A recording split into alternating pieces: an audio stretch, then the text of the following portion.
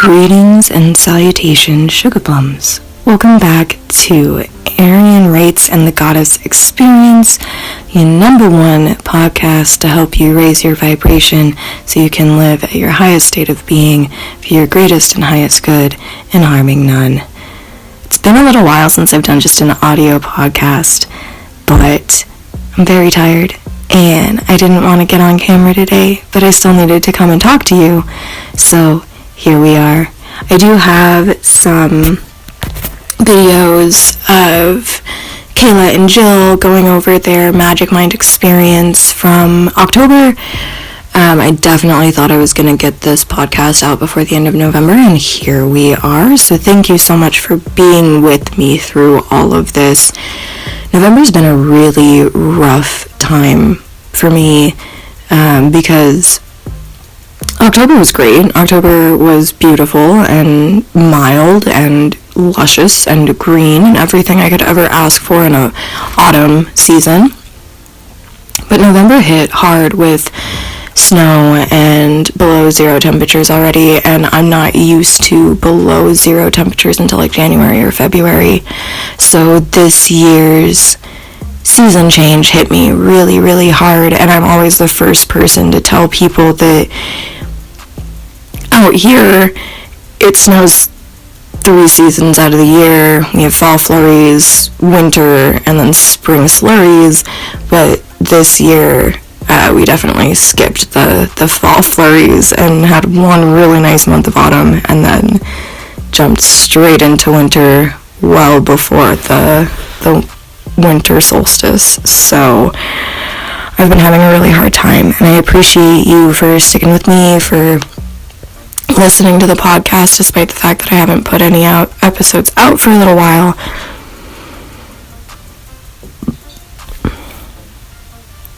And I just really appreciate you being here and understanding that this is a human experience above all, even though I label it as the goddess experience. And at the end of the day, I'm just doing the best that I can to be a human. So on my human travels on this beautiful dirt ball that we call Earth, I did something I didn't think that I would do. I deleted my Twitter account. Yeah, I deleted my Twitter account. And that this episode is going to be about following your intuition, to the point where I didn't even write anything down at all today. I'm just completely going off the cuff because I figured if I was going to talk about intuition, it didn't make sense for me to pre-script the episode. It made sense for me to go off my intuition with what needs to be said to the collective. So I deleted my Twitter account. And I didn't think that I was going to do it because as an author, a business owner, an entrepreneur, a content creator, Twitter is really touted as a great way to get out there, get people to notice you, connect with communities, that kind of thing. So I joined Twitter in 2019 because people on Reddit were saying that the hashtag writing community on Twitter was super powerful, awesome, uplifting, blah, blah, blah, blah.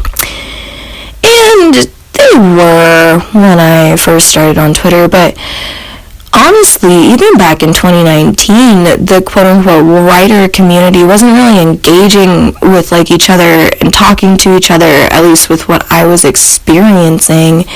It was never like actual conversations. It was always just writer's lists, which essentially what a writer's list is, a follow for follow, like a follow train you would see on Instagram.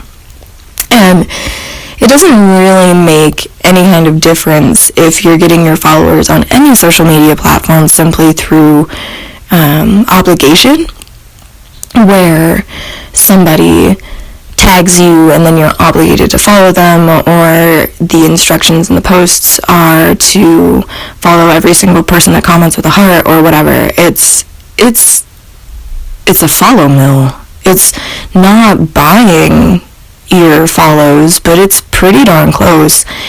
And I didn't know that when I was starting out in 2019. I thought writers' lists were awesome, but looking back, I didn't meet anybody on Twitter through the writer community at all. The only person that I met through my 2019 foray into follow trains on social media platforms was Elise.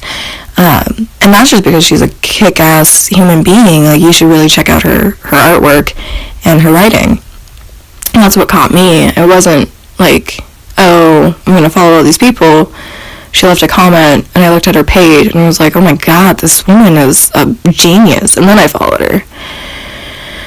So, Twitter has never really driven traffic to my books or my website the way that I had intended it to, the way that I thought that it would. And it was really easy for me to pretend that the reason why people weren't seeing me is because Twitter is so oversaturated, or because I wasn't using the right hashtags, or blah, blah, blah, blah, blah, not that much followers. But really what I started noticing, especially in the past year, is that out of the almost 1,000 people who were following my Twitter, only a handful of them would like my posts or engage with me.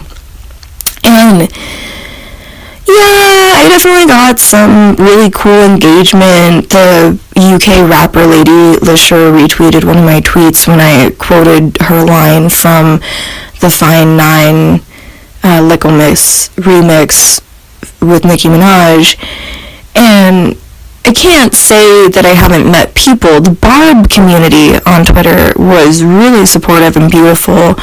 I met a lot of people in the Barb community on Twitter who I managed to, stay in contact with through Instagram and whatever, because we've all kind of been going through this thing where, whether it was completely deleting Twitter or just kind of stepping away from Stan Twitter, which is really gross anyways, or, trying to find different communities, we've all been going through this weird displacement of not feeling comfortable with the Twitter space for a really long time before Elon ever stepped in. And so I've had a lot of friends dropping off of Twitter recently. One of my friends completely dropped off, and she just texted me and was like, hey, just so you know, I'm getting rid of my Twitter. And at first I thought something was wrong, like that somebody was making her, and she was like, no, it's just a gross place to be. There's never any uplifting content. It's always about sex. It's just kind of a cesspool. I'm done with that. I don't need to be here. And that was also before the buyout. But I stuck with it because of the Pink Candy Project, like really specifically because of the Pink Candy Project, because of the Barb community. I didn't want to lose touch with Nicki Minaj, and because of my astrologer, Behati Life, she has a really good Twitter as well. But I have been watching the backlash from, like, the verification badge thing where you have to pay for it on Twitter and blah, blah, blah. And I was really just paying no mind, because it didn't super affect me, although it was really disappointing, because in my lifetime, over the past 20 years or so, we've gone from making silly little videos for our friends to make them laugh, to being able to completely build an empire off of, pay our bills off of, build a life off of these platforms. And the verification, the little check mark, was supposed to signify that you would really put the effort in, that you would hit certain checkpoints along your journey to get to that point. It was supposed to be a climb up a mountain, and then you get to Mount Olympus and you get to chill with all the other blue check marks. So the fact that the fact that Twitter has changed that structure so that people have to pay for that verification is just crazy. And I posted a little comment about that, but I wasn't going to start arguing with Elon Musk or anything crazy like that. I'm not a huge influencer in that way, and so I just kind of, bided my time. But then I posted on Twitter that if I was famous enough to have already had a blue check mark and had my checkmark taken away because all of a sudden we're going to this structure on Twitter where people have to pay for their badges, that I would just keep my Twitter, leave it unverified, And that way all of my fans would never really know if it was really me interacting with them or not. And I would just turn to Twitter to, like, really engage with the fans like I was one of them. And then there would be this huge conspiracy of, like, oh, was that Aryan Rights? It was not. Like, I don't know. It wasn't Blue Verified. All of the rest of her accounts are. It was way condensed into a Twitter post, but that was the idea of it. I thought it was hilarious. I thought it was fucking genius. So I snapped a picture of that and posted it to my Instagram with the caption that I felt like at Doja, at Nikki, and at Doechii would really have a lot of fun with that concept. Posted it, whatever. The very next day, like within 8 hours, Doechii posted on her Instagram a carousel, which is, if you don't know, when somebody posts like several pictures to one post where it's got slides in it. And so the caption just said, "Girl, fuck that," with a PH. And the first picture was of her. The second picture was of her deleted Twitter account.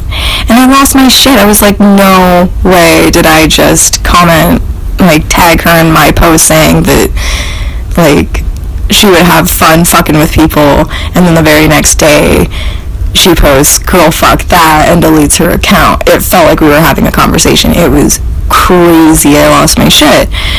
And so I realized, you know, Doechii's not on Twitter anymore, and it wasn't any kind of big, like, oh, I'm not on Twitter because of racism or colorism or any kind of grand moral reasoning. She didn't say, she just deleted her account, which I thought was really, really cool. And so I posted on Instagram, you know, like, if Nikki leaves, because that's really the reason why I was still on Twitter. If Nikki left and if Behati Life left, then I was gone. There wouldn't be any reason for me to get on Twitter anymore. And so that was probably like a week or two ago. It was so funny how things, like, happen so fast. And over Thanksgiving, every morning I have this ritual where I, quote-unquote, check my stats. So I open every social media platform that I'm on, check for comments, messages, and what I call stats, as far as, like, people have liked or reshared, whatever. If I go about my routine of, quote-unquote, checking my stats, I tend not to zombie scroll.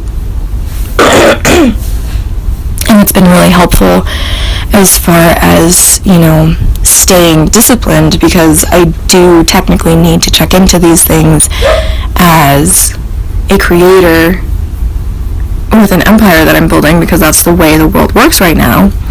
But I don't need to get sucked into the rabbit hole of zombie scrolling. And so I checked my stats, and I opened up Twitter, and it was the same, like, I didn't have any new notifications. And sometimes you could be active on Twitter and never have new notifications, and sometimes you could be completely inactive on Twitter and people are interacting with shit that you posted, like, a while ago. So there were no new notifications after, like, a week or something like that. And I looked at it, and I had this innate feeling of, like, do I need to be here? And the universe answered back, no. And so I did text my mom, because my mom is my consultant as far as, you know, the moves that I make in business. And I know that it was a huge decision for me and for the Aryan Rights Studio to get off of Twitter. But I just asked her, you know, like, can you think of a reason why I shouldn't do this? And she said, if your intuition says you should, that's totally fine. Just make sure you're, you know, putting that energy into your other platforms so that you still have a presence, which is perfect advice.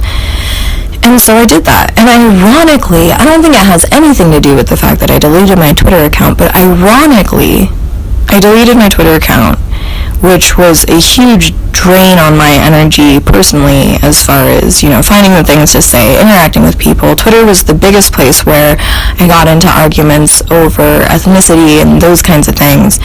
And it's been kind of a gross place for me for a while. So, I don't know what I was about to say.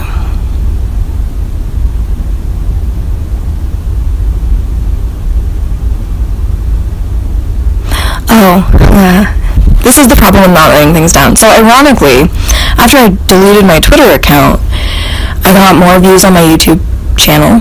I'm starting to see book sales again. And I think that it really speaks to how we spend our energy, because if you're spending your energy in one place, it cannot be in another place. And so if you're constantly spending your energy worrying about Twitter posts, Twitter, who's liking my post, who's retweeting, who's commenting, you're not actually focused on anything tangible or real or purposeful. And so when I deleted my Twitter account, I freed up energy within my space so that I could give back to other parts of my craft and my business that were already contributing to me. So like the Instagram posts, the YouTube videos, the podcast episodes, those kinds of things. And I really realized in this past year while I've been working on Pink Candy Project Book 1 Breakout that social media can be a really great excuse to not get shit done, and is actually a really huge proponent in us procrastinating all the time, because what I've found is now that I don't have Twitter, now that I don't like to zombie scroll Instagram, I open my phone and I'm like, why am I even here?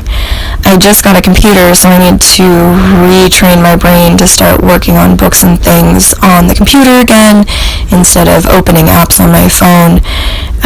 But it really made me take a step back and look at where I was focusing my energy, and also was a lesson in following my intuition. So since I mentioned zombie scrolling, I kind of feel like this whole thing did have to do with my 14 days of magic experience, because one of the things that Magic Mind talks about specifically is how Bacopa helps with your impulse centers so that you don't feel like zombie scrolling anymore. And I was really pleased to find out that Jill and Kayla had similar experiences. So without further ado, I'm just going to cut here and play their 14-day review, even though we're a little late, because I think what they have to say about their experience with Magic Mind is also super powerful.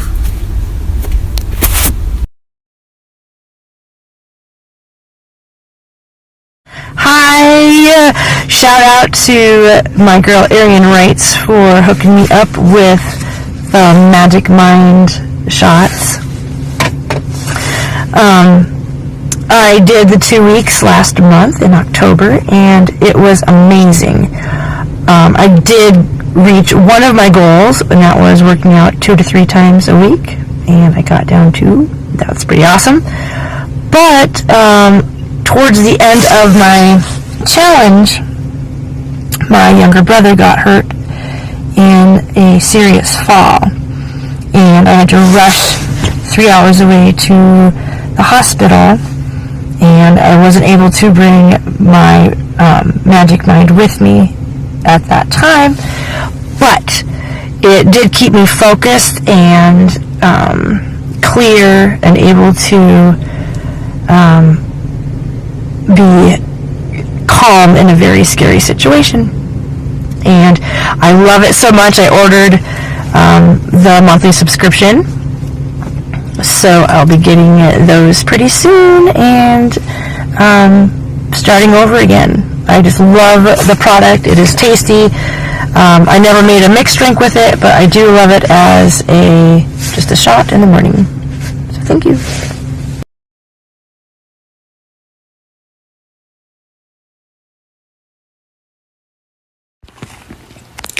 Hello, my name is Kayla, and I just got done with the 14 Days of Magic Challenge. So my 3 goals for this challenge were to finish a painting, be productive with homework, and go to the gym at least 3 days a week. So I actually was able to finish a painting, and then I was able to go to the gym 3 times a week after work. I didn't feel sluggish. I wasn't exhausted. I actually had a lot of energy, and I felt very productive. And on top of that, I was actually able to get caught up on my schoolwork, which was super nice. So they worked really well, and I would definitely get them again.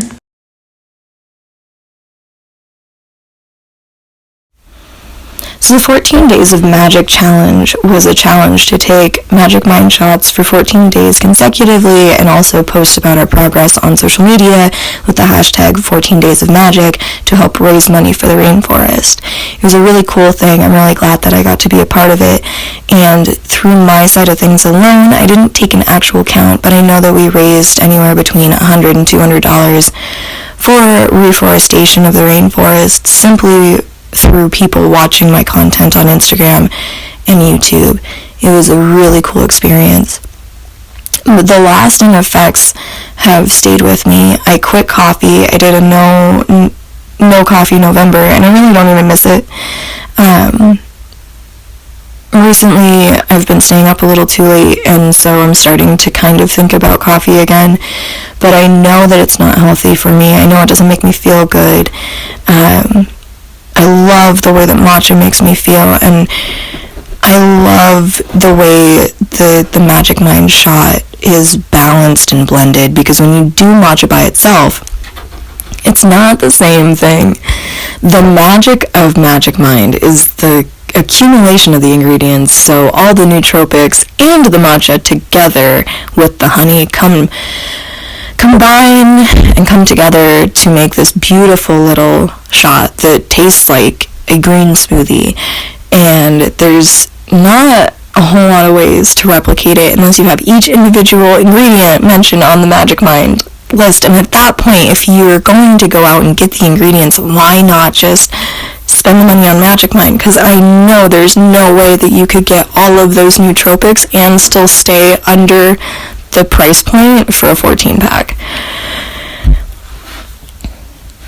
It's also helped me stop procrastinating, and it has obviously helped me take a step back and look at the things that I do in my day-to-day life as far as being an effective and efficient human being with a business versus just being somebody who passes the time by zombie scrolling.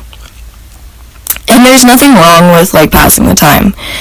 I almost did this episode about rest versus active times, because right now I'm going through a rest period. I was really hard on myself for it because this whole year kicked ass. But when you take a step back, this whole year kicked ass, and I'm allowed to have some downtime. It doesn't mean that I'm lazy. It doesn't even mean that I'm depressed, which I do but every once in a while I'm faced with a challenge with my depression and I can't get anything done, and it's really frustrating, but that's not what I'm going through right now. Right now it's just time to relax and rest and focus on my house and my dogs and my pumpkin, and really just celebrating the fact that this year I did a talk at the library, I made 6 music videos, I published an album. My book just came out on December 3rd, and I had to write that bitch, edit it, proofread it, the whole 9. It's been a really crazy year, and my intuition has told me to just hang out and rest, and I feel like I'm obligated to be making YouTube videos or writing the next book, and the universe keeps telling me calm down, you need to replenish your well before you can get back to filling your buckets. So what I want to end this episode with is just listen to your intuition. If you have a good relationship with your body, your mind, your spirit, if you have a good practice with meditation, if you have a good relationship with spirit where you're praying or singing or talking or just quietly observing nature for a little bit every week, if you are grounded in your practice, you will be able to follow your intuition. It took me a really long time to reconnect with my intuition and be able to listen to my intuition and follow it and trust it, because there's, you start having your intuitive thoughts, and then it's really easy to second guess it and, say, oh no, blah, blah. A really good example I have was one of my jobs out of high school. There was this guy that I worked with who was kind of weird. And I thought to myself, Arian, why do you you think he's weird. That's not fair to people to just automatically judge them because they're a little socially awkward. Like, no. And then one day we were working. It was a really slow day, and for some reason I was near his department, and we just started talking, because that's who I am. I just talk to people, in case you haven't noticed. And I was like, oh, okay, he's not that bad. He's just a little socially awkward. It's fine. Like, obviously, you don't have to be friends with everybody, but don't judge people off the bat. Not even a week later, I found out this man had been arrested for breaking his probationary period. His probation, not his probationary period. It wasn't at work. He was on probation. And I found out he got arrested, no longer worked with us anymore because he had broken his probation, and his probation officer had found child pornography on his tablet. Yeah. That's when I started to realize that I should listen to my gut instinct about those things. And I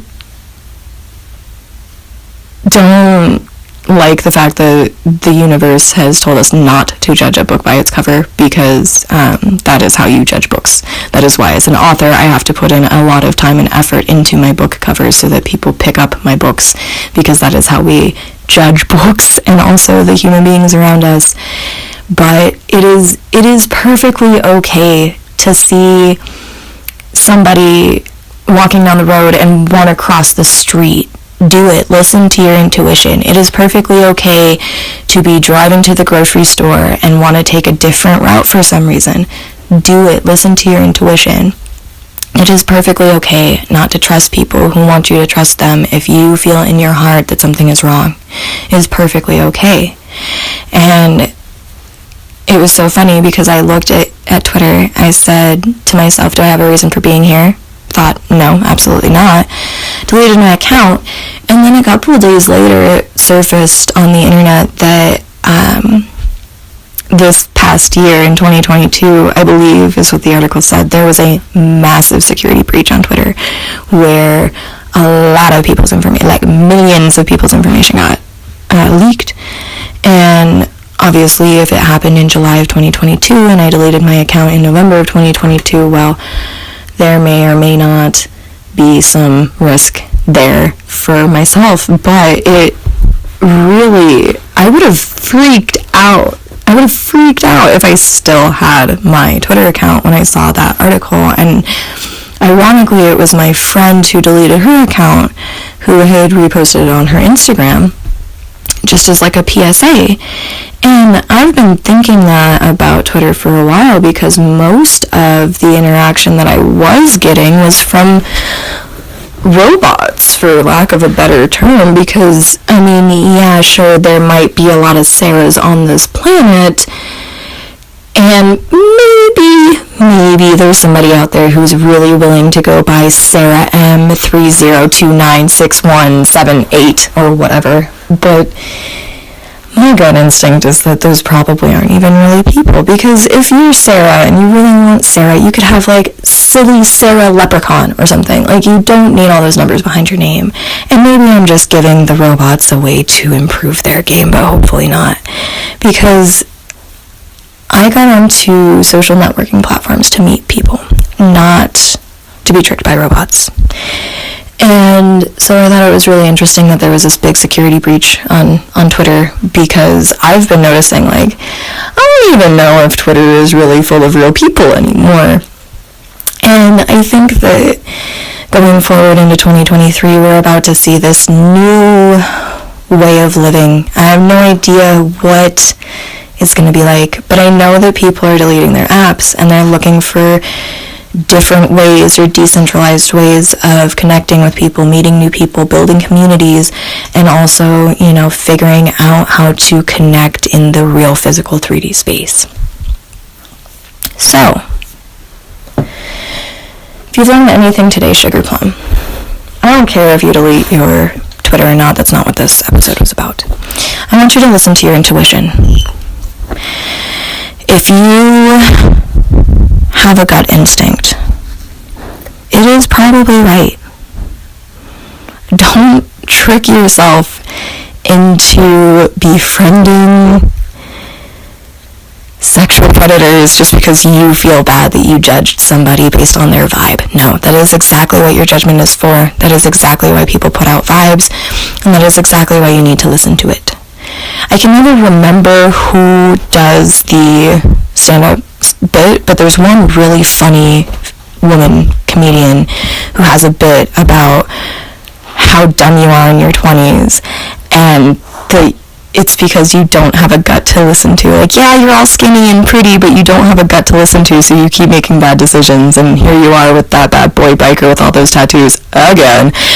And it's true. It's so true. So, listen to your intuition, and learn and grow. Don't be hard on yourself. Everybody makes mistakes. I mean, I had to have several experiences of like, oh no, give them a chance. People, don't judge a book by its cover, before I really had it in my head of like, no, just listen to your intuition. Just listen to your intuition, because that is there for a reason. The universe gave it to you for a reason. So whether it's deleting your apps or starting a business or not being friends with somebody anymore, listen to that, because the only person who you leave this planet with is you, and that is the only person who you need to have a solid relationship with at the end of the day is yourself.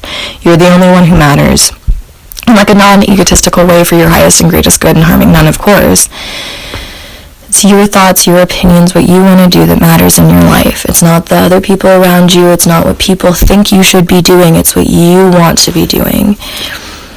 And it's hard to embody that and remember that and accept that. But at the end of the day, when we have to face the maker, it's just you and God.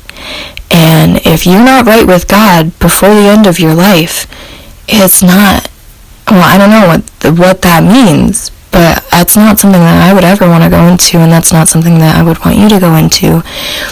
And the other thing is, like, we never know when that will come, so why put it off until the very, very end? Like, you could just be listening to your intuition, meditating, praying, connecting with the divine, sitting in nature, grounding yourself right now to make sure that you have the best life that you possibly can, because you listen to your intuition. You don't get into bad situations because you listen to your intuition. And the thing that really comes to mind beyond, me deleting my Twitter account is Behati Life. The astrologer and intuitive reader that I watch on YouTube, follow on Instagram, and really respect and care about in a deep way, even though I've never met this woman. She's like one of my best friends I've never met. You know how the internet goes. And she's had several discussions in several of her videos where, like, her gut instinct is to leave a party and then something crazy happens. Even if the people that she was with thought that the crazy thing was awesome, she wouldn't have. Or if she was walking down the street with her friends and all of a sudden got a gut instinct to go a completely different direction, possibly a longer route, whatever, but get off of these side streets, then the next day you find out that there was some kind of gang violence in that shadowy alleyway that normally is safe. So always listen to your intuition, and just know that if you take the time to balance your energy and focus on living life and for your highest and greatest good and harming on, and staying in that vibration of love and light, even if you do go wrong, it's easy enough to course correct. I love you so much, Sugar Plum. Thank you so much for being with me. Do not try to find me on Twitter. I'm not there anymore. Please subscribe to this podcast. Please pick up a copy of Pink Candy Project Breakout, which is book 1 of the series. You can also check out the Fairy Lit series. You can also check out the first book in the Finding New Haven series. You can also check out the first book in the Keone Magnolia series, which is #Selfish Sunday. If you're not looking for new fiction, you could go pick up a copy of Note to Self, which is a great gift for yourself or somebody you love this holiday season. Note to Self is a book of affirmations written for goddesses by goddesses to help you remember how badass and awesome you are. with lots of journaling prompts, and this book would definitely help you connect with your intuition if that's something you're struggling with, just because affirmations and meditation is something that really helps you connect with your intuition. Until next time, Sugar Club, stay positive, stay high vibe, and may peace, love, light, and happiness always be with you. I love you so much. I'm not sure if I'm going to do another episode before the end of the year, but if not, I hope you have a great holiday season. I hope you had a great 2022, and I will see you in the stars.